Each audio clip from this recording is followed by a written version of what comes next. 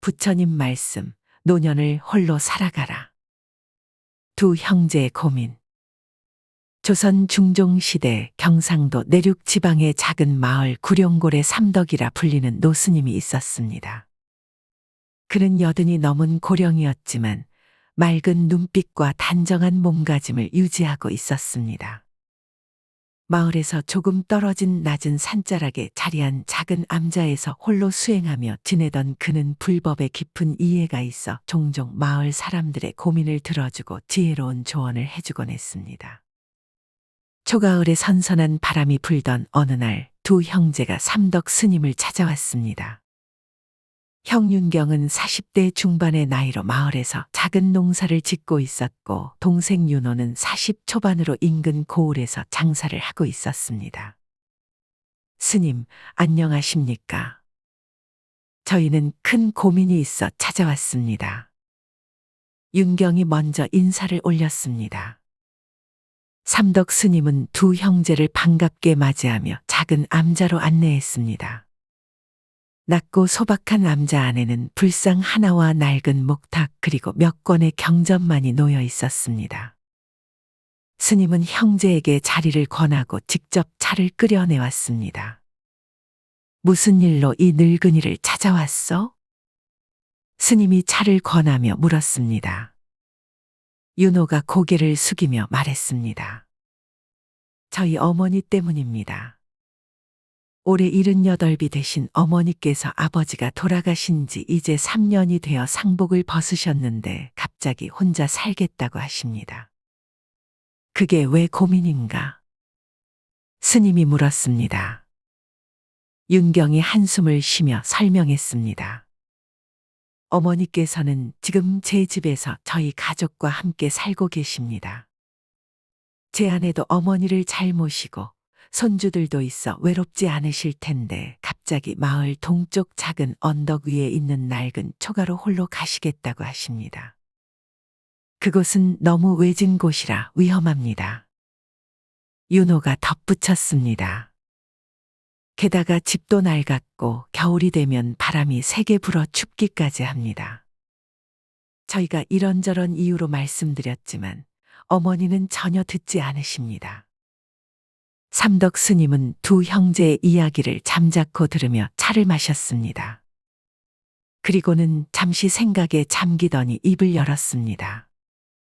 법구경에 이런 말씀이 있어. 자신이 자신의 주인이니 남이 어찌 주인이 되랴. 자신을 잘 다스린 사람은 얻기 어려운 주인을 얻은 것이니라. 노년에 이르러서는 특히 이 가르침이 중요하오. 그대들의 어머니는 어떤 분이시오? 윤경이 대답했습니다. 어머니는 평생 근면하게 사셨습니다. 저희 6 형제를 모두 키우시고 집안일과 농사일을 도맡아 하셨지요.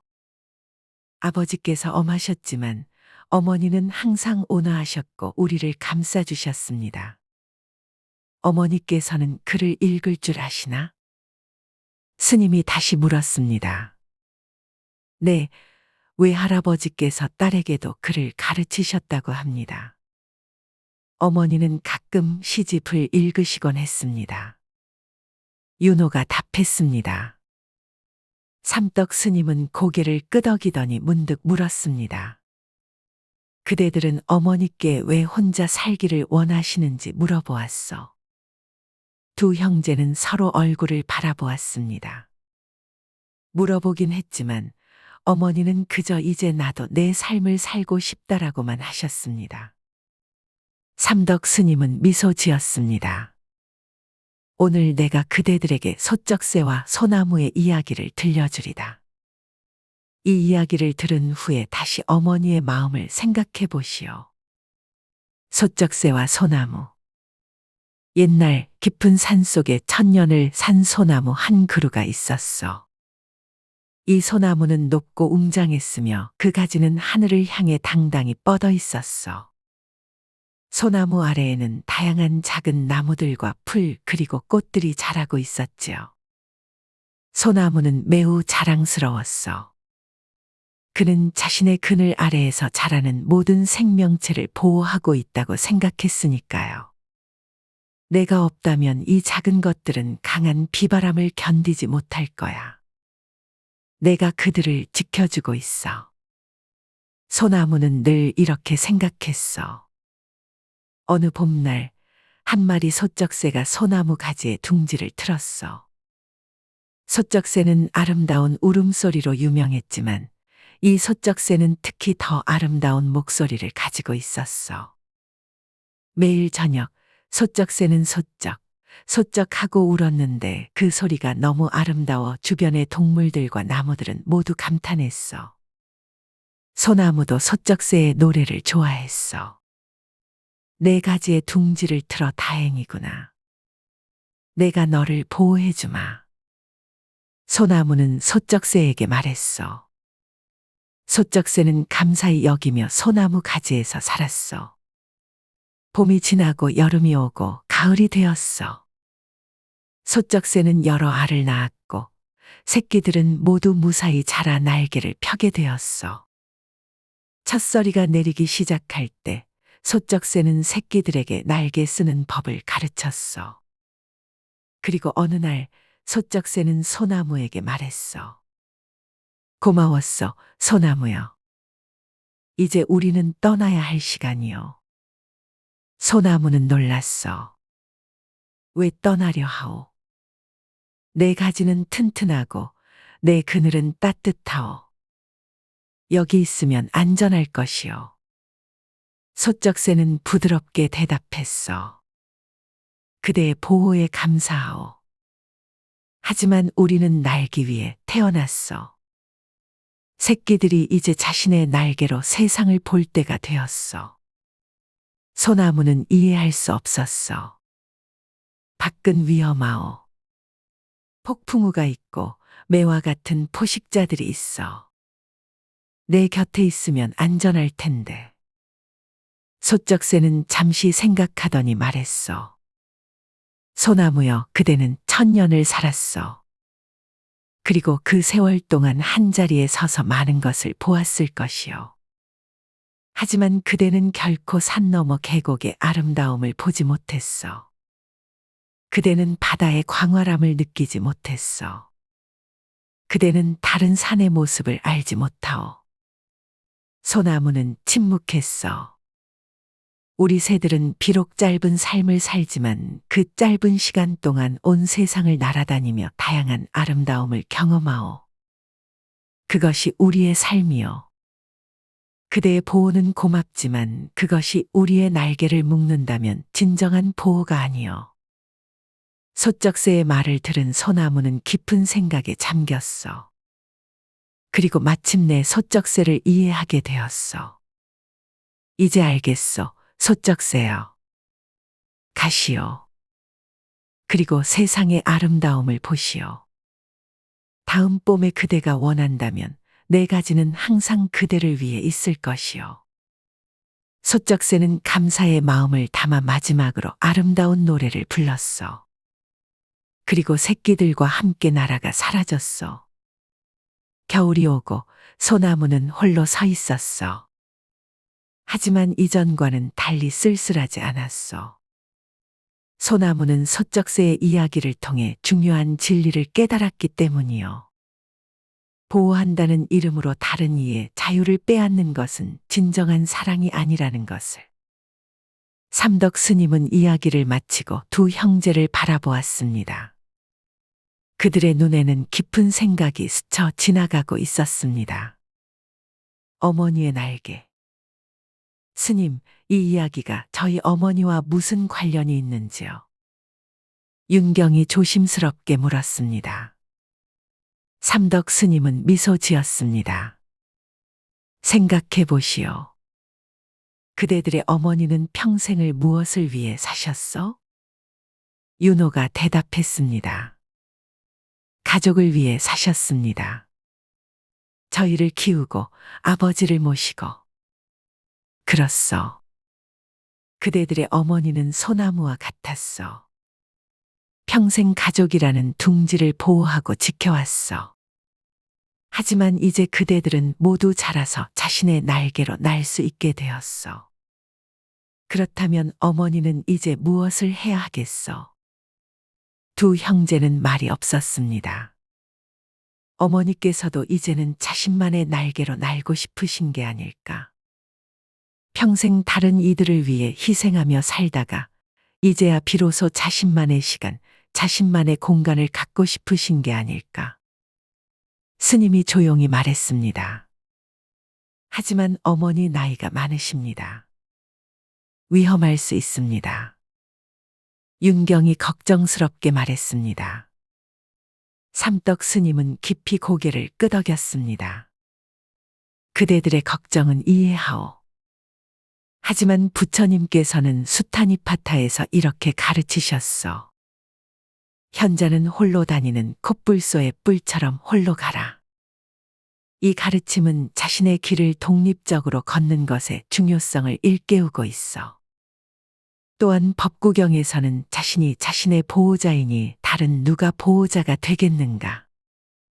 자신을 잘 다스릴 때 얻기 어려운 보호자를 얻은 것이니라고 말씀하셨어. 스님은 잠시 차를 마시고 계속했습니다. 노년에 홀로 살아간다는 것은 버려짐이 아니라 자유를 찾는 것이요. 외로움이 아니라 자신과의 진정한 만남이요. 그대들의 어머니는 아마도 평생 미루어둔 자신만의 날개를 펴고 싶으신 게 아닐까. 그렇다면 저희는 어떻게 해야 합니까? 윤호가 물었습니다. 어머니의 선택을 존중하고 필요한 도움을 드리되 간섭하지 마시오. 낡은 초가라면 그것을 수리해 드리고 필요한 물품을 갖추어 드리시오. 때때로 찾아가되 어머니의 독립성을 침해하지 마시오. 그리고 무엇보다 어머니께서 원하시는 삶이 무엇인지 진심으로 물어보시오. 두 형제는 깊은 생각에 잠겼습니다. 그들의 표정에는 복잡한 감정이 교차했습니다. 한 가지 더 말씀드리자면 삼덕 스님이 덧붙였습니다. 대반열 반경에서 부처님께서는 자신을 등불로 삼고 자신을 의지처로 삼으라. 다른 것을 의지처로 삼지 말라고 가르치셨어. 노년에 홀로 사는 것은 단지 외로이 죽음을 기다리는 것이 아니요. 그것은 삶의 마지막 장을 자신의 방식으로 채색하는 것이요. 어머니께서 그 시간을 어떻게 채우고 싶으신지 알아보시오. 어머니의 선택. 한 달 후 두 형제는 다시 삼덕 스님을 찾아왔습니다.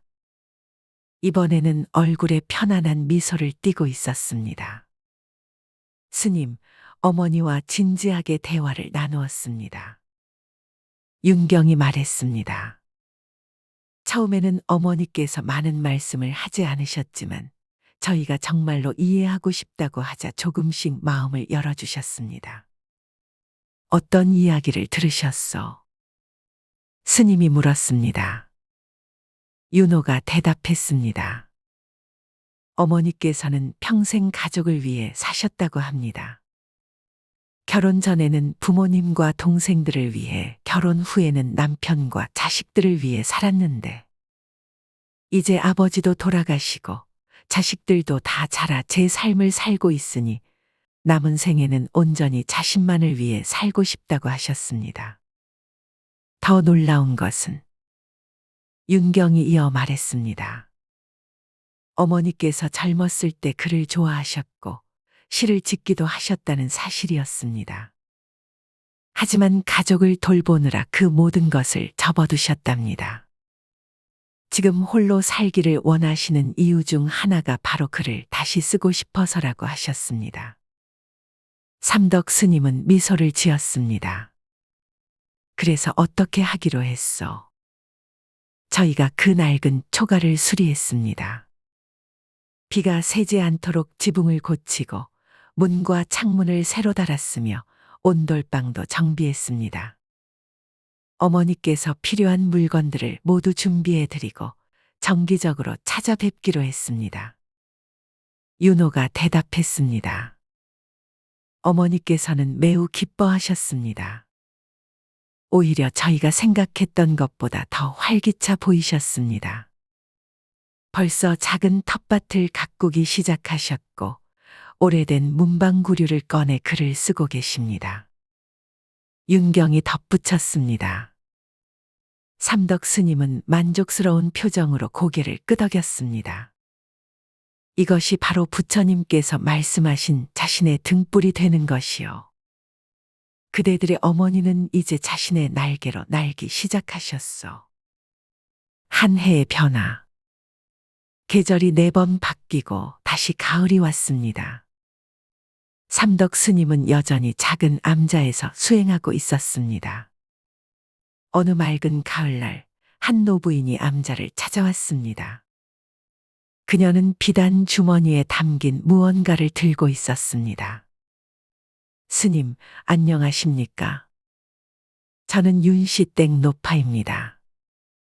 제 아들들이 스님께 큰 도움을 받았다고 들었습니다.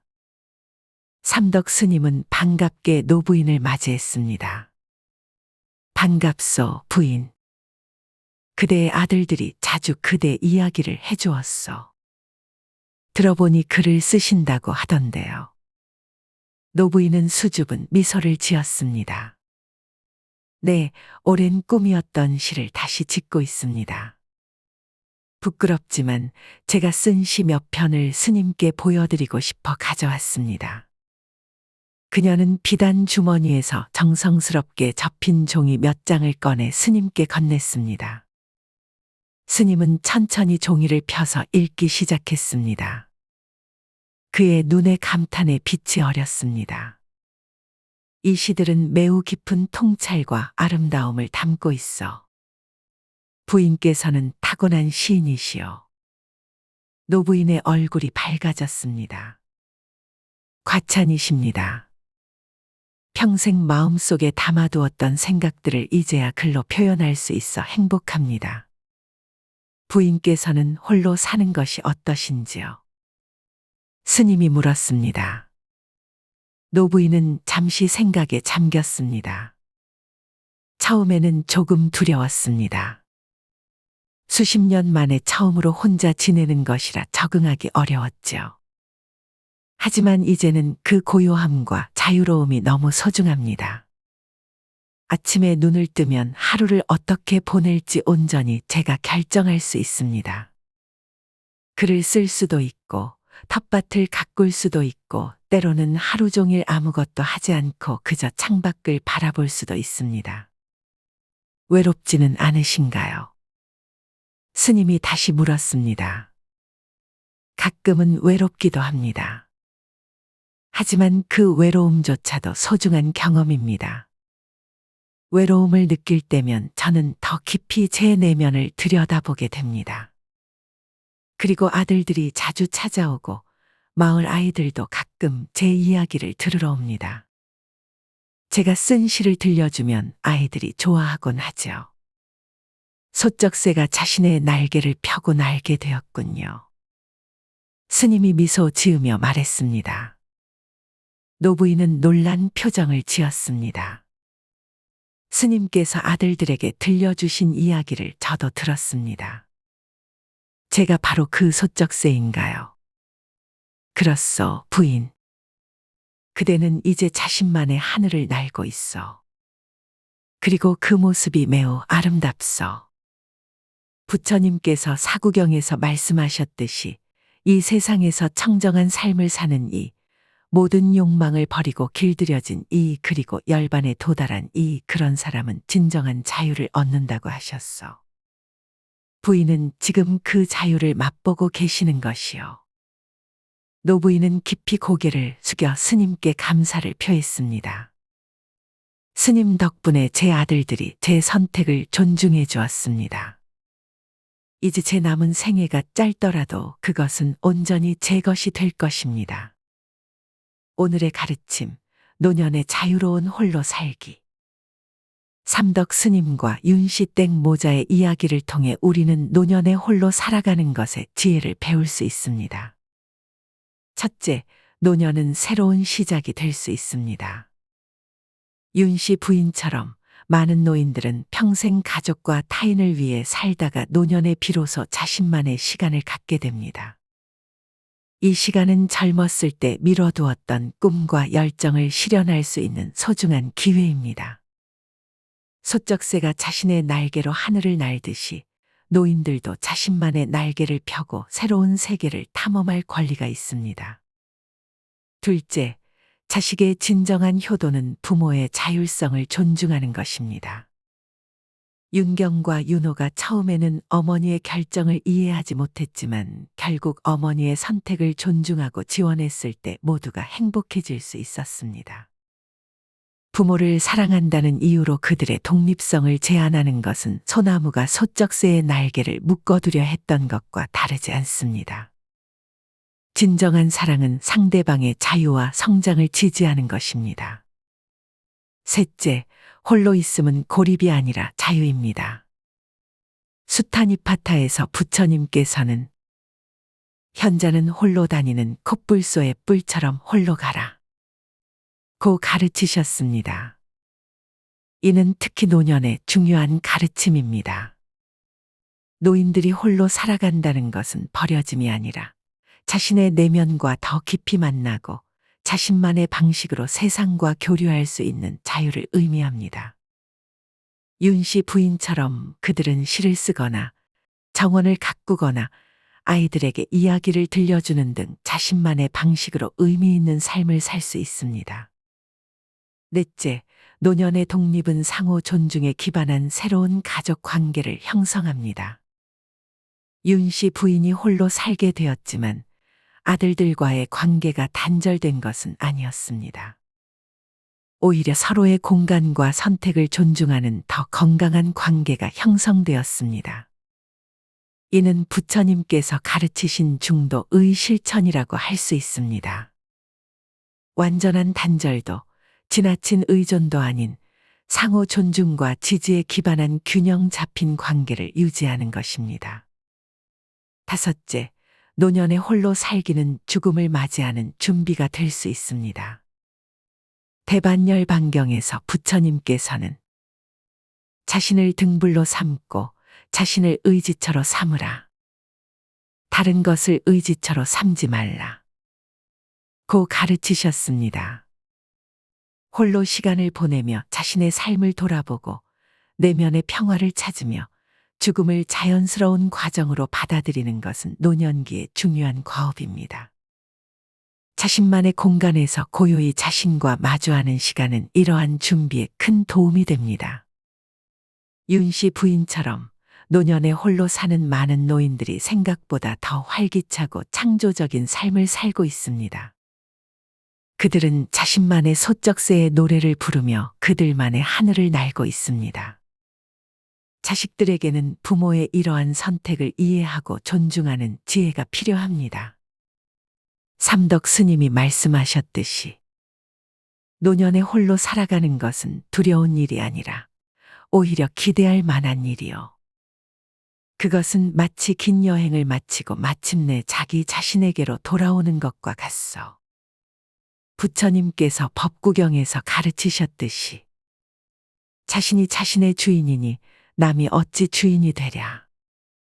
자신을 잘 다스린 사람은 얻기 어려운 주인을 얻은 것이니라. 이 가르침은 특히 노년에 더욱 큰 의미를 가집니다. 노년의 독립은 자신의 삶에 대한 주도권을 온전히 회복하는 과정이며 그것은 인생의 마지막 장을 가장 아름답게 완성하는 방법일 수 있습니다.